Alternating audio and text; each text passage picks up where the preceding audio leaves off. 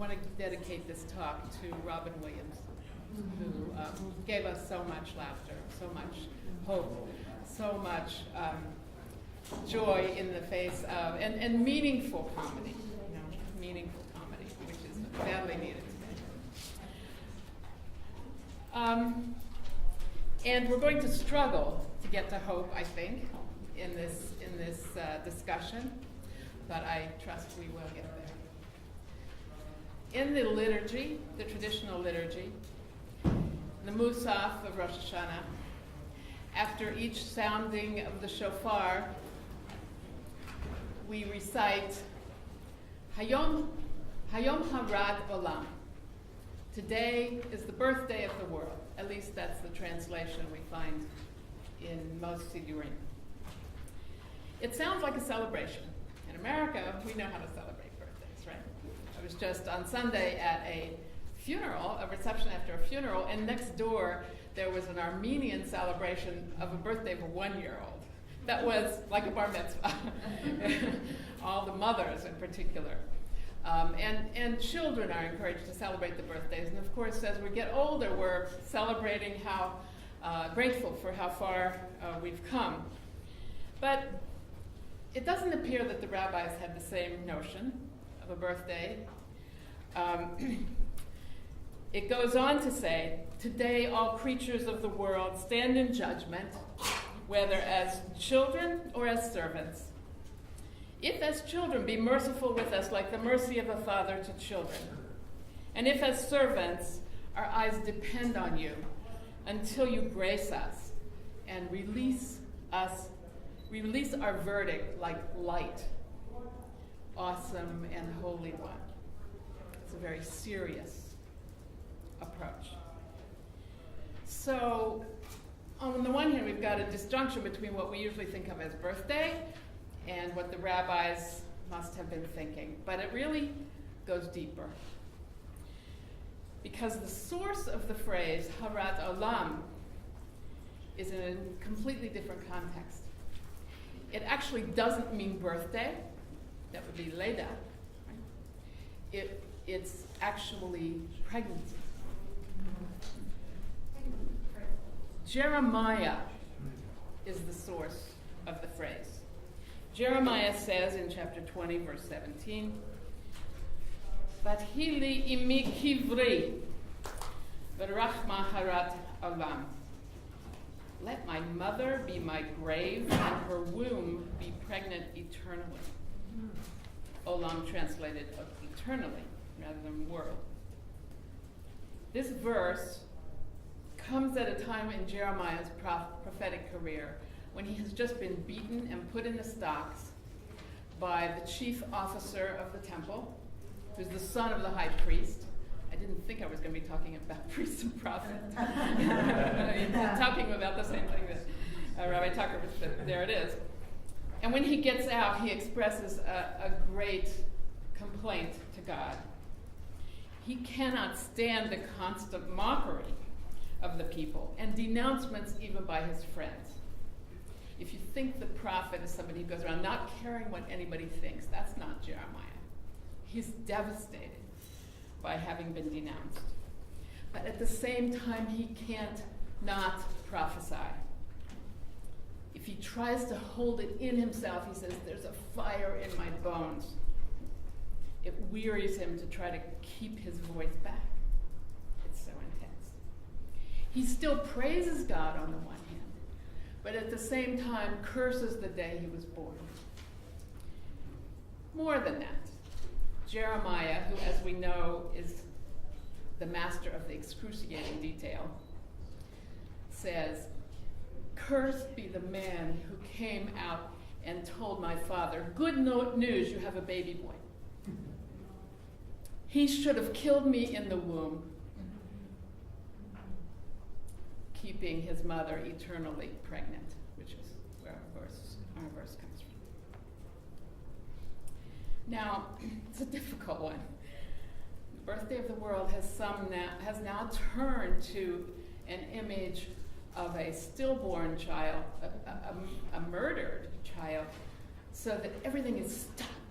Everything is dead and stopped. And And the pregnancy, which is supposed to lead to something, is absolutely the opposite.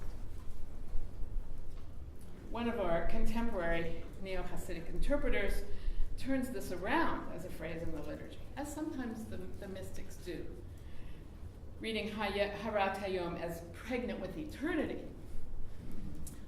and then elaborates, and it's a very beautiful reading on the creation of the world and how eternity can be reborn in every moment, but it's not, I think, what the rabbis were trying to convey.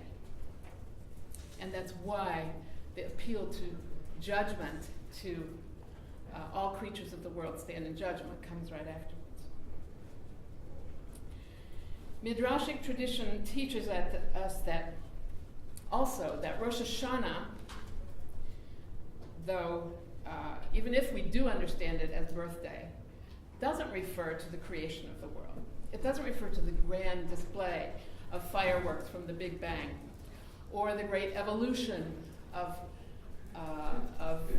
the creatures, or doesn't even quote the story of the creation of man. And that reminded me that of a passage from the Talmud, which I'll pass out to you.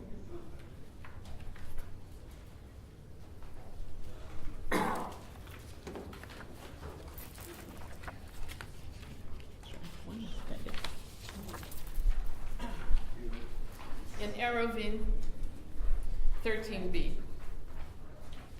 Now this chapter in the Talmud is discussing different opinions, and it's usually cited as an example for how diverse the opinions are in the Talmud and how we appreciate the diversity of opinions. It starts with talking about Rabbi Akiva and Rabbi Ishmael and figuring out which of their students disagreed with whom and how. And then in the middle of it, it talks about the disagreements between the house of Shammai and the house of Hillel. So this is the later Gemara looking back on a time before the destruction of the temple and recounting the tradition they had about the house of Hillel and the house of Shammai. It says, one second.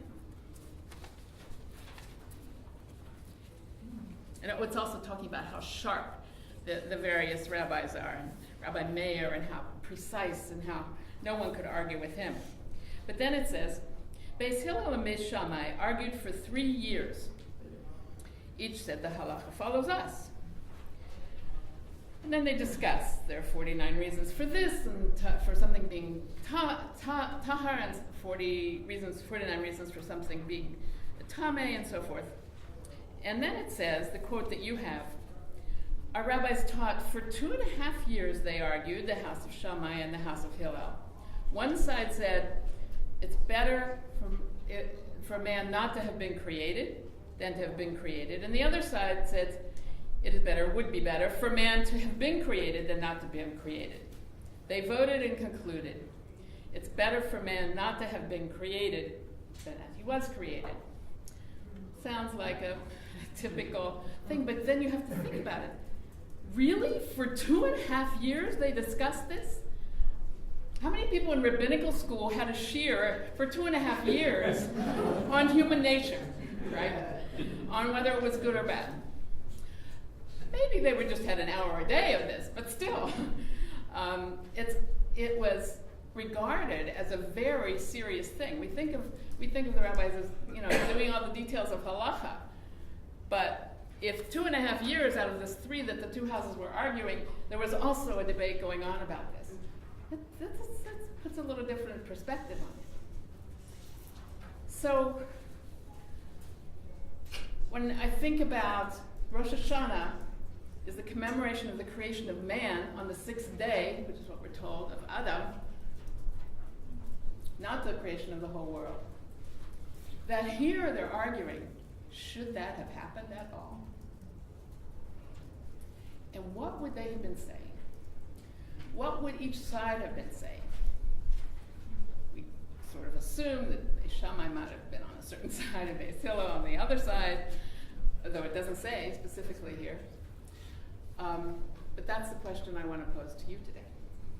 What I'd like us to do, take a minute to think about it, and then turn to a person beside you and discuss for a few minutes what would be the arguments that you would pose for either side. And particularly, now the rabbis eventually voted it would have been better not. What would you argue against that?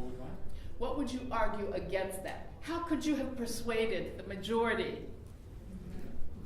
to vote the other way? Think for a moment about it to yourself.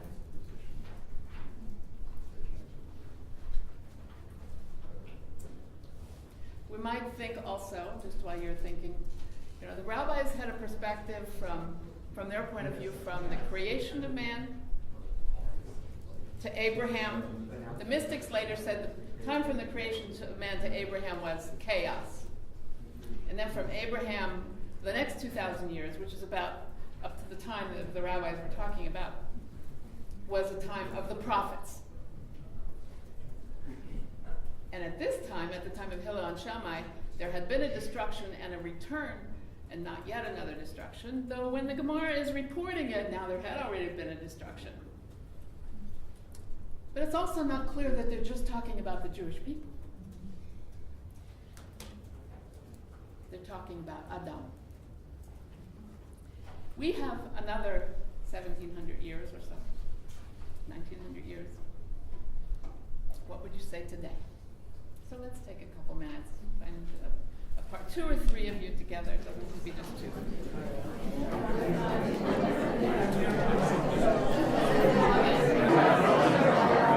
Let's come back. Let's come back to the larger group.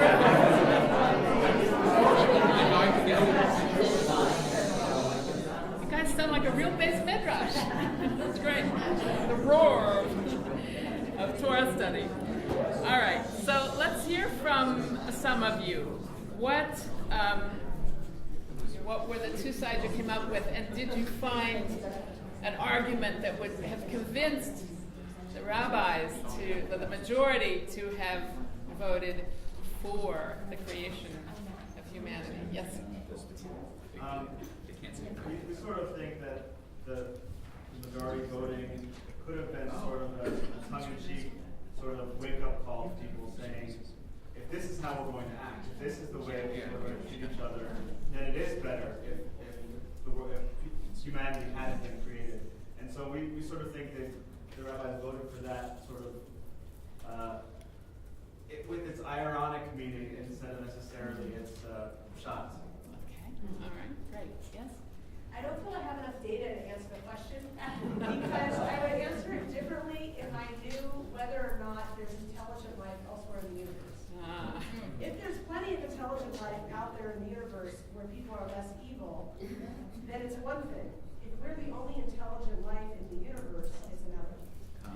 And how is it if we're the only intelligent life? Well, as my rabbi was saying, that maybe this is the best evolution could do in millions of years, and then that's it. Then we got to keep it. Or it's good that we're here. Right. But on the other hand, if there's some better version all over the place, and we just haven't met them yet, maybe Then we're better. might as well just, yeah. Gail. I think the insights of modern science are actually, I think it's always quite important here. One of the things that we talked about briefly, among other things, it's easy to reduce this question, I think, to a question of, are people inherently good or are people inherently evil?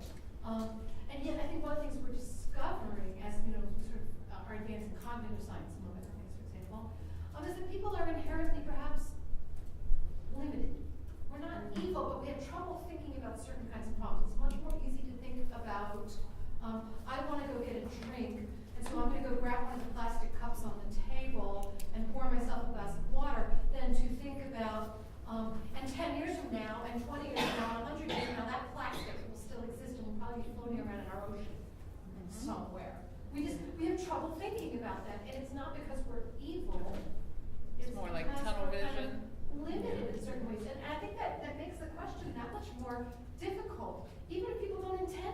evil? Are we simply dangerous simply because of how we are? Dangerous, right? Not evil, but dangerous. I love this text, and I use it all the time, and I ask my congregants to vote before I give them the answer of what the decision is. But it seems to me the question here is, what's more important, the end or the process? If the goal is a perfect world, then it would be better with nothing except God. No Breshit. But if what's more important is the process, then one of the things I love about God is that God chooses us as partners in the process. It's kind of like doing a puzzle, as I was saying, with a child or now grandchild. I can do the puzzle much more quickly than my granddaughter, but the goal isn't a completed puzzle. The goal is the process. Right, and that aspect of the learning doesn't really come out in this abbreviated version, at least, of the And argument. there's a verse after this, a line. So therefore you should examine your deeds. Examine your deeds, yes, that's right. Examine your deeds, both in past, and some say it means also think before you act, which goes back to what Gayla was saying. Yes.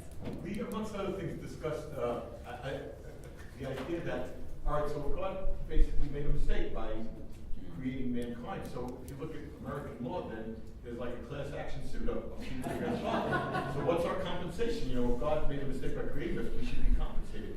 So for me, the answer is, we have all these blessings and joy in our lives, despite all the evil and the suffering. So in that regard, there is some compensation. Whether or not it was a mistake, there is still joy and positive things in our lives every day, every moment. Depending on how you look at it. Nice. So there is some compensation, even if God made the mistake. There is compensation that comes along with it. Nice analogy, yes. Others, yes. Well, we all seem to feel with different rationales that we should continue, but like my own feeling is that why do we assume that we are completed? We may still be in the process of evolution and not only self-betterment, but betterment of the planet, since we're supposed to be its custodians. So, yeah, we feel that we should continue to exist. Right, so that picks up this processual view, which we don't know if the rabbis considered, although it's assumed, I think, in our prophetic historical tradition, because history and prophecy merge together in Judaism, that if one is waked up, as someone said at the beginning, then you can make changes, you can progress. But it does seem, because we have to keep being told every year, examine your deeds, that we do tend to fall back. We do tend to fall back into our lesser selves. Yes? In some ways, the whole conversation, to me, particularly on this very day where the world is falling apart around us, even in places like St. Louis this week, it seems like this is a very first world. Tell me what happened in St. Louis. I missed it. A young African-American man was unarmed and shot dead. It was dangerous to be walking while black in St. Louis this week. So it just seems like it's a very first world conversation. I was recently in El Salvador, where the debate as to whether or not we should have been created is moot because people can hardly feed themselves or their families. And I was thinking that how lucky we are to be a people of such privilege, and that our rabbis were also people of privilege who were able to have these kinds of debates for all these years. And so it is, I think it is a conversation where we should count our blessings. So the very conversation is, would you say it's a privilege of a more luxury-oriented class? Is that I would what you're say saying? it's a class conversation. Interesting. Okay. Yeah, I've always felt that it's the same energy in the world that makes the potential for war also makes the potential for music. I mean, it's the rabbinic understanding that the world would fall apart without the choice to do the wrong thing. Right, the passion. Right? That if that tension isn't there, then they can't find a fresh egg, then life stops. Right? So, our understanding of the tension, is different than the animal's understanding of tension. our attention has us, our understanding has to sit around and have this conversation. And you have to leave the conversation at some point and go out and do something. Okay, right. That also reminds me in process philosophy also, that the tenet that the more complex the organisms become, the greater potential for good and the greater potential for evil, You talked about Robin Williams. Talked about what? Robin Williams, beginning. And here was a man of great genius whose brain fired so much. This was a conversation that I was having with friends last night. Was that kind of complexity that led him to utter despair? And do we have that same situation in our world? That utter complexity that leads us to despair or great hope and forces us to make choices. Right, so the complexity is. What came to me, that I just kept thinking about Harat Olam, and the two pieces of it. One is this beautiful idea, like eternally pregnant with possibility, and then this eternally pregnant. And when I was pregnant at the exact same time as my best friend was pregnant. We went through our pregnancy together, through the Lamad and all that. And she gave birth 3 weeks before me. So I was doing the naming, and her son Briss was there. I'm 9 months pregnant, and she clapped her baby on my lap to bless him, and my lap was out to there, and all I could think was, I want to be eternally pregnant. Like, I'm not ready to have the baby. I don't want it. How'd that work out for you? Those flashes come to all of us. There's an enormous courage in Leidah, like moving from Harat Olam to Leidah. And when I think about it in terms of the divine, that idea of the divine moving from a state of Harat Olam to Briah is such a powerful concept, and I think it's a really important concept for every one of us, because we all have pieces of us that are in a state of eternal pregnancy, and we don't have the courage to bring them into Briah or Leidah. And in my case, I was forced to. But I think that for all of us, that ability is such a huge thing to deal with at Rosh Hashanah. Thank you. Yes. I'm also not sure from whose perspective the question is being asked, right? Is it from God's perspective, from the human perspective, from the perspective of the world? So it's not clear who benefits from the question. Well, it says le Adam. Right, but it's confusing. It's lo le Adam. Right. So Doctor, and then second, I was struck by the use of the verb Noah. Okay. Good. And whether there is somehow already a foreshadowing that the very nature of humanity is going to culminate, and that the world is that venue for the perfection of humanity, and that already we know from the beginning. I mean, they sense that that's the inevitability of the struggles of humanity. Where do you? How did you move from Noah to the inevitability of perfection? Because the whole degradation of humanity. Oh. Right, is built into the question of Noah. The question. Right, and God could have, right, and we assume if we take that text, God could have decided, nah, I'm done. Right, we'll have a flood, but there's no Noah. So the word Noah definitely hits a chord, and it meant what? Comfort. Remember, Lemach named him Comfort because he thought Noah would bring comfort from the toil, the struggle, right? So, I'm surprised. I usually go with Hillel because, I figure Hillel is liberal. Yeah.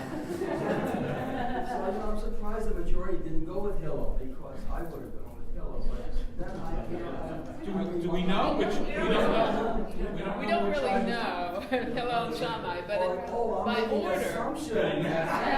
Well, by order also. Shammai was a negative. But you know what? I'm thinking of the Midrash where she about the world shouldn't have been created, but God takes the angel of justice and throws the angel to the earth, and says justice will come out of the earth. So That's a good, Right. conclusion. So the potential for justice, the potential for this kind of reflection leading to a more just conclusion. Yes. So I just want to say I really appreciate you bringing this text because to me it speaks to the kind of despair that I think is just so prevalent right now everywhere. And I think that people will come to the community looking for some comfort, but I think that to just go with the, supernative world is not gonna cut it this year. Because, and so something about this text which basically says there is an acknowledgement of how difficult things are. And there is an acknowledgement that sometimes when things are so difficult, you just feel, like Robin Williams evidently felt, I just want to give up. However, I do think, in you, the last question that you asked, is I think it's irresponsible of us to conclude that it's better for us not to be created. Because we are created, and we are here, and we do have the responsibility to continue to put out light so that that light becomes stronger than the darkness. Yeah, and there's that interesting phrase in the liturgy, our verdict will be like light. Like light. It's in the liturgy. So I'm struck that we deal with this issue the same day that we talk about that God remembers Sarah, and that she is able to move from an internal pregnancy into the actual giving birth. I just came back from this wonderful trip to Berlin to remember the legacy of Regina Jonas, the very first woman rabbi. Yeah, I saw the And it was photos. wonderful, and I think it was Sandy Sasso, Rabbi Sandy Sasso, who suggested that whenever the Torah says, and God remembers, something new happens. And I thought that was very powerful. So here we are remembering Regina Jonas, so something new, that somehow divinity being channeled through this, whatever. But the idea that something new happens when God remembers through the birth of this child. So that, I think, just for what Jill said, becomes a way to frame this that is hopeful and, empowering. And that's what Rabbi Tucker alluded to when he said, we remember forward. We don't just remember backward. This text is more about looking backward and what has happened, and the way I imagine it, the rabbis struggling with, with how can human nature be changed, or what can we do other than just inspect our deeds, and that's, I think, another question. But you've given some answers: appreciating blessings, courage, seeking justice, remembering to wake up, remembering that we're in a process, all these kinds of things. Yes? The response of it would have been better had the world not been created, in some way sort of anticipates the Gnostic argument, that this world is wicked, created by some sort of demigod, and that it gets in the way of our approach really to God. And I think looking forward to the Gnostic argument suggests that that's really a wicked argument, that the world gets in the way of God, rather than in the more quote Jewish one, that the world is the place where we find God. So I think that's also an important perspective on why it was better that the world was right. Although here it's whether it's better that not the whole world, but humans were created. But still, you've got the original sin problem and all that, which of course gets amplified in the next century or two. Yes, Gail. So I want to go back to the pregnancy thing for a moment and your experience. And it was funny because as you were telling the story, right up to the moment where you kind of got to the punchline, I was like, she's going I thought you were going a completely different direction with this. Which is, on my own experience of pregnancy, no two women have the exact same experience, but we can't essentialize this. My first child was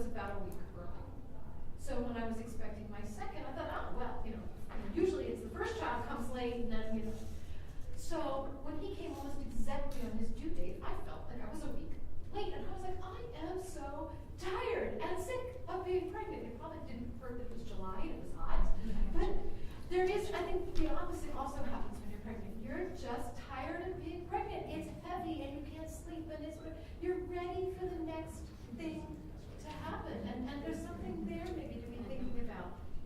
We can't be pregnant forever. We shouldn't be pregnant forever. Something is coming, something new, something we have to be ready for. Something's going to happen whether we're ready for it or not. Right. Right. And of course, Jeremiah's version is. Yes.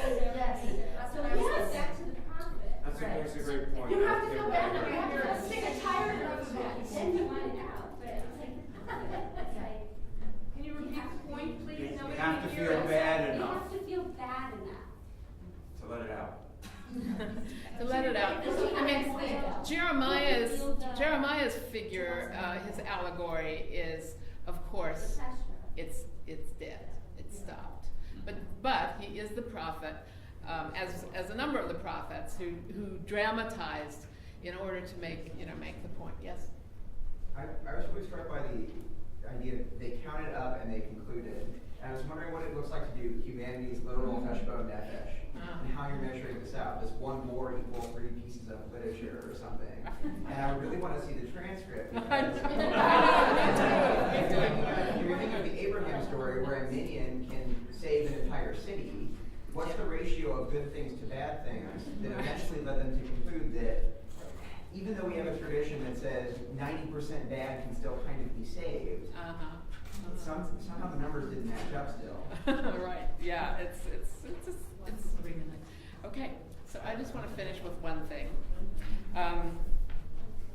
When I had to submit this topic months ago before the events of the last 4 or 5 weeks, and I picked the text.